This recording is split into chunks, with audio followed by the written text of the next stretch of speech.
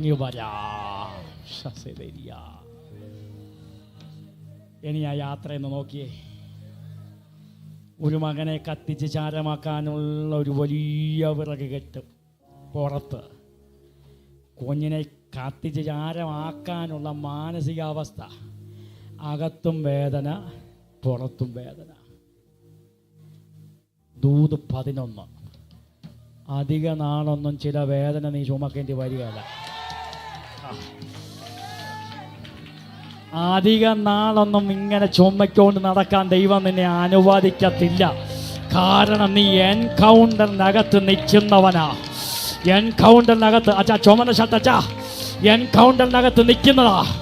അധിക നാളൊന്നും ചില വേദനയോടെ പോകാൻ ദൈവം നിന്നെ അനുവദിക്കത്തില്ല. അധിക നാൾ കണ്ണുനീര് വീഴാൻ ദൈവം അനുവദിക്കത്തില്ല. നിനക്കുമുണ്ടൊരു കരുതൽ, നിനക്കുമുണ്ട് ഒരു അസാധാരണമായ വെറൈറ്റി അത്ഭുതം.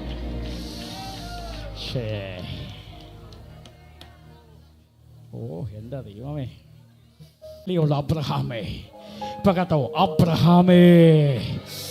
അബ്രഹാമേ തക്ക സമയത്ത് ഇടപെടും നിന്റെ വിഷയത്തിനകത്ത് ദൈവം. ഇപ്പം നീ വിചാരിക്കും ദൈവം മയങ്ങുകയെന്ന്. ഇപ്പം നീ വിചാരിക്കും അയ്യോ ദൈവം നിന്നെ മറന്ന് കളഞ്ഞെന്നില്ല.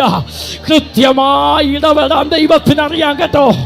മാതാവേ, ഇപ്പം നീ വേദനിക്കുന്ന വിഷയത്തിനകത്ത് ഇപ്പം നീ ഏകയായി പോയി എന്നൊരു വിചാരമല്ല നിനക്കുള്ളതാ. വിരല് ചൂണ്ടി പരിശുദ്ധാത്മാവ് പറയുന്നു, ഇല്ല, കൃത്യസമയത്ത് അവൻ ഇടപെടുന്ന ദൈവമത്രേ.